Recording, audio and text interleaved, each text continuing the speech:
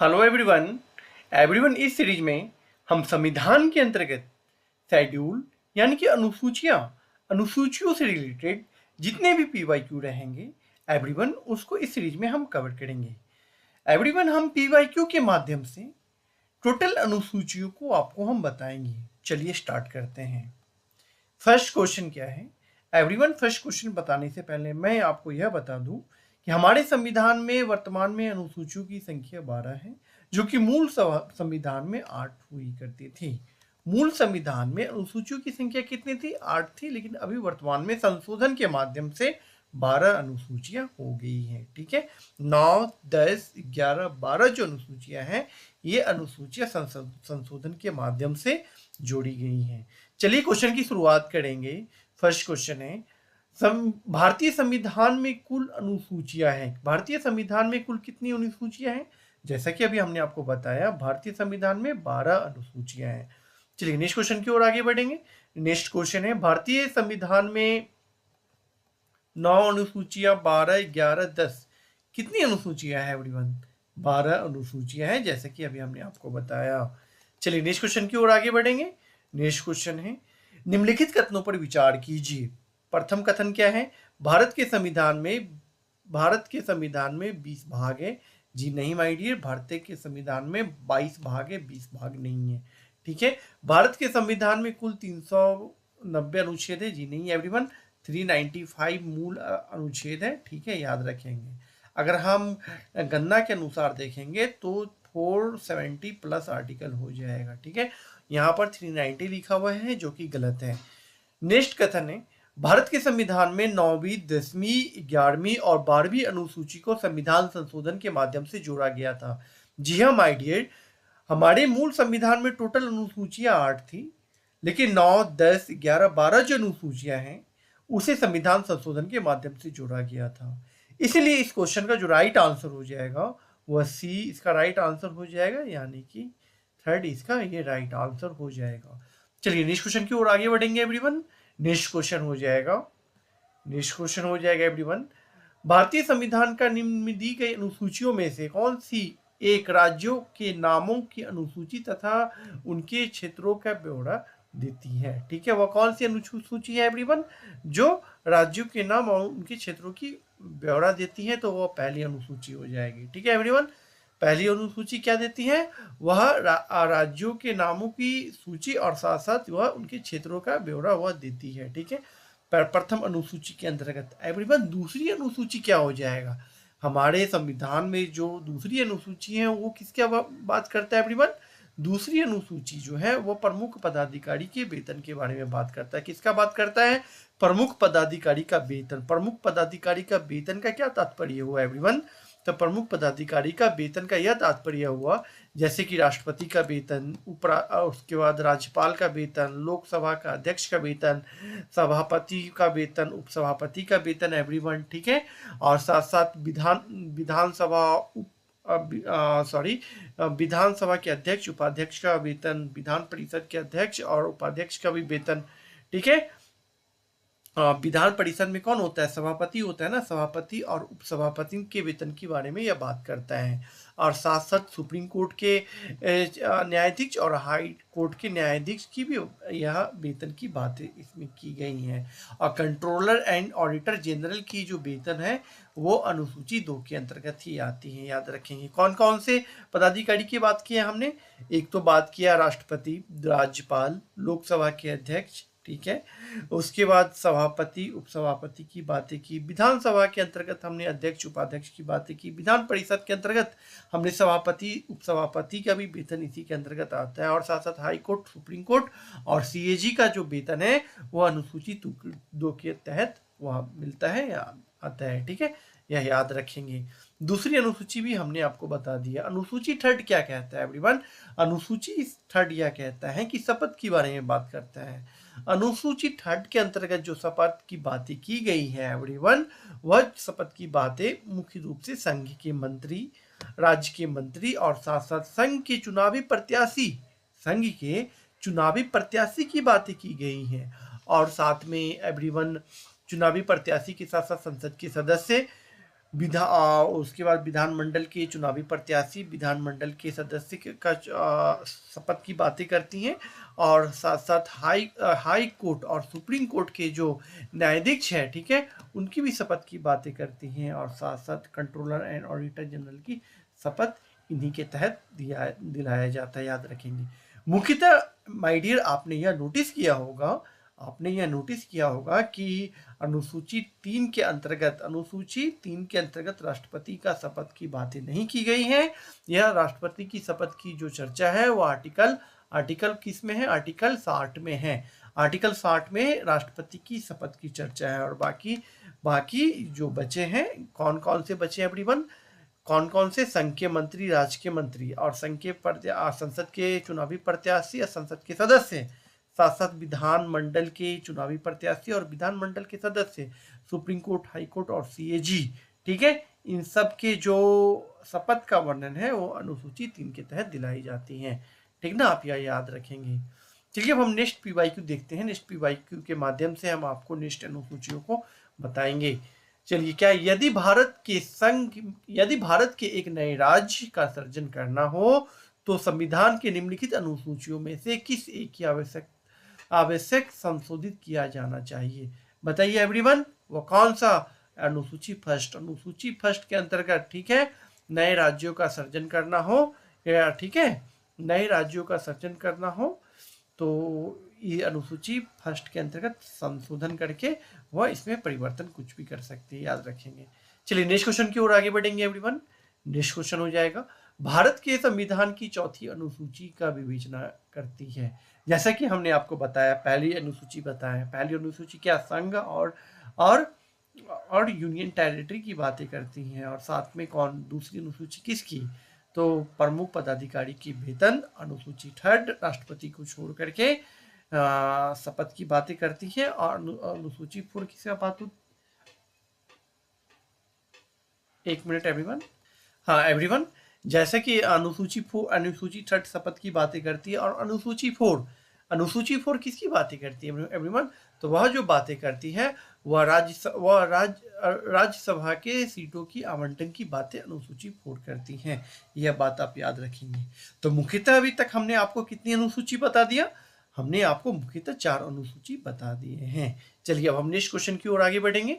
Next question हो जाएगा, next question है एवरीवन, भारतीय संविधान की तृतीय अनुसूची में निम्न में से क्या उपबंधित है? क्या उपबंधित है एवरीवन?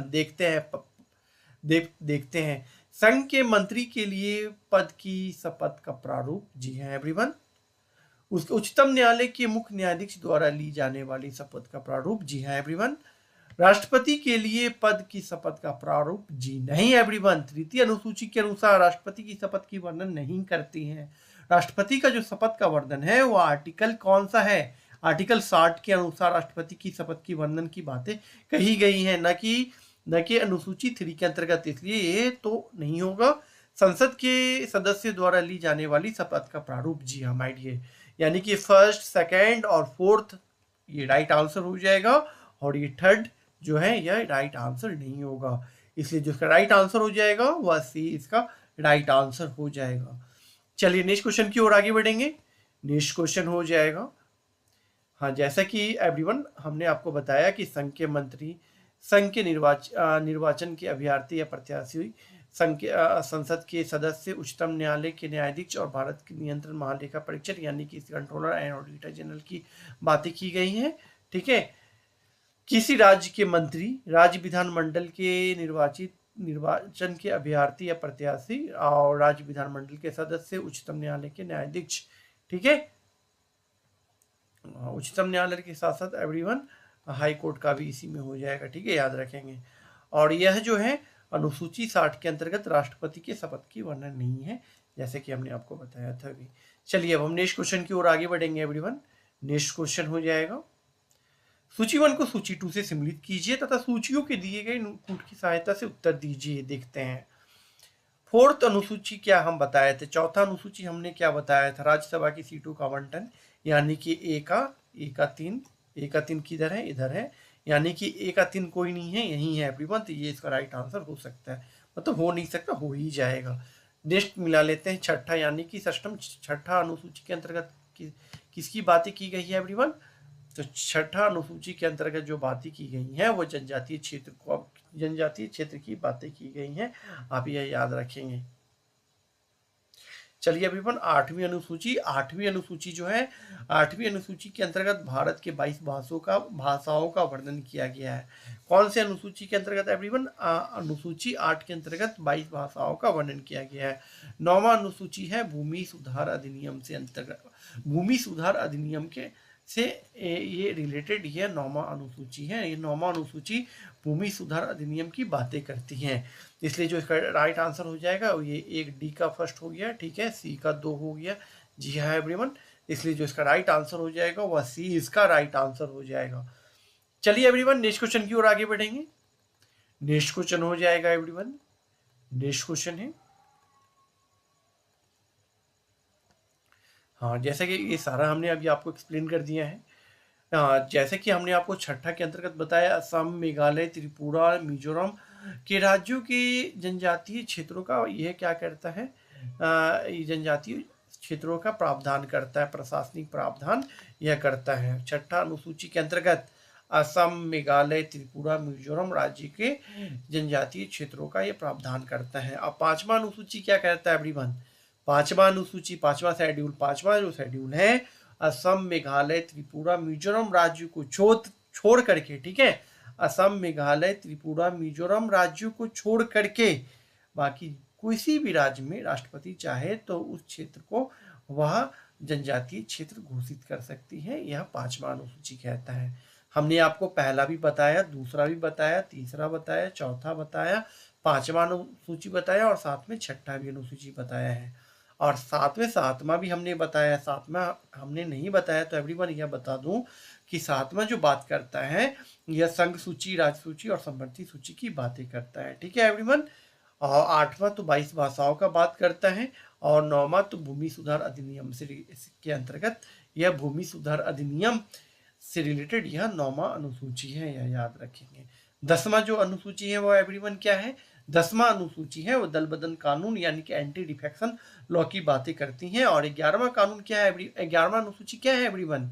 11वां सूची पंचायती राज से रिलेटेड है और 12वां जो अनुसूची है वह नगर पालिका से रिलेटेड है, याद रखेंगे आप।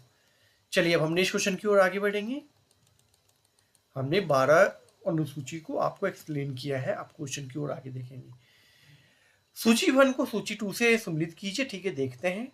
7वीं अनुसूची किसकी बातें करती है एवरीवन? 7वीं अनुसूची यह विधायी शक्तियों का विवरण कैसे? संघ सूची, राज्य सूची और समवर्ती सूची की में कितने कितने विषय हैं उसका यह विवरण करता है और विधायी शक्ति का विवरण करता है, ठीक है। 8वां अनुसूची हमने क्या बताया? भाषाओं, 8वीं अनुसूची के अंतर्गत 22 भाषाओं का विवरण किया गया है एवरीवन। 9वीं अनुसूची हमने क्या बताया है? 9वीं अनुसूची के अंतर्गत हमने आपको क्या बताया है? 9वीं अनुसूची के अंतर्गत बताया है भूमि सुधार अधिनियम या कुछ अधिनियम जो विधि मान्यकरण है, ठीक है, भूमि सुधार से रिलेटेड है और कुछ अधिनियम और भी अधिनियम इसके अंतर्गत है। 9वीं अनुसूची। 10वां अनुसूची हमने आपको क्या बताया एवरीवन? दल बदल कानून के बारे में बताया, यानी कि एंटी डिफेक्शन लॉ के बारे में बताया। दल परिवर्तन के आधार पर निहरताई की यह बातें करती है। एंटी डिफेक्शन लॉ की बातें 10वीं अनुसूची करती है। आप ऐसे भी याद कर सकते हैं, 10 से दल बदल कानून, ठीक है, आप ऐसे भी याद रख सकते हैं। चलिए देखते हैं इसका राइट आंसर क्या हो जाएगा। ए का क्या होगा? ए का तो 3 होगा, तो यानी कि 3 यहाँ है, इसका ये राइट आंसर यही हो जाएगा। चलिए अभी हम नेक्स्ट क्वेश्चन की ओर आगे बढ़ेंगे। नेक्स्ट क्वेश्चन हो जाएगा एवरीवन, यही चीजें हैं इसमें। 7वीं अनुसूची के अंतर्गत जो विषयों का जो आवंटन किया गया है एवरीवन, वह इस प्रकार किया गया है। संघ सूची में वर्तमान में टोटल 100 विषय हैं, राज्य सूची में 61 विषय है वर्तमान में और समवर्ती सूची में 52 विषय वर्तमान में है, यह याद रखेंगे। संघ सूची में जो मूल रूप से जो जब संविधान हमारा लागू हुआ था उस समय 93 विषय हुआ करता था। राज्य सूची में मूल रूप से 66 विषय था, जो कि अभी कम घट करके 41 वर्तमान में हो गया है। और समवर्ती सूची में पहले 47 हुआ करता था, जो कि वर्तमान में बढ़ करके 52 हो गया है, याद रखेंगे, ठीक है, आप इस चीजों को याद रखेंगे। चलिए नेक्स्ट क्वेश्चन की ओर आगे बढ़ेंगे। नेक्स्ट क्वेश्चन हो जाएगा, क्या है, 7वीं अनुसूची, मिलान करने को सूची 1 को सूची 2 से मिलान करना है। 7वीं अनुसूची क्या हो जाएगा एवरीवन, बताइए। 8वीं अनुसूची क्या होगा, 9वीं क्या होगा, 10वीं क्या होगा। एवरीवन हमने 7वीं 8वीं 9वीं 10वीं हमने सारी अनुसूची को अभी हमने आपको एक्सप्लेन किया है। हमने अभी आपको सारी अनुसूचियों को एक्सप्लेन किया है एवरीवन। बताइए क्या होगा इसका राइट आंसर, क्या हो जाएगा। चलिए मैं ही बताता हूँ। 7वां अनुसूची जो कि संघ राज्य समवर्ती सूची की बात करता है। 8वां जो अनुसूची है भाषा की बात करता है। 9वीं जो अनुसूची है वह कुछ अधिनियम से रिलेटेड है। और 10वीं जो अनुसूची है दल बदल है। यानी कि इसका राइट आंसर क्या हो जाएगा, एका 3 एका क्या हो जाएगा एवरीवन, 7 एका 3 यहाँ है, ठीक है, यहाँ भी है। 8 का क्या हो जाएगा, 1 यहाँ भी है, यहाँ भी है। और 9 का हमने क्या बताया, 9वीं अनुसूची का हमने आपको क्या बताया, 4 यहाँ है। यानी कि डी इसका राइट आंसर हो जाएगा। ठीक है एवरीवन, चलिए नेक्स्ट क्वेश्चन की ओर आगे बढ़ेंगे। नेक्स्ट क्वेश्चन हो जाएगा, किस प्रधानमंत्री के कार्यकाल के दौरान भारत के संविधान में 9वीं अनुसूची को पुनः स्थापित किया गया था। बताइए किस प्रधानमंत्री के कार्यकाल के दौरान 9वीं अनुसूची को पुनः स्थापित, किस प्रधानमंत्री के कार्यकाल के दौरान भारत के संविधान में 9वीं अनुसूची को पुनः स्थापित किया गया था।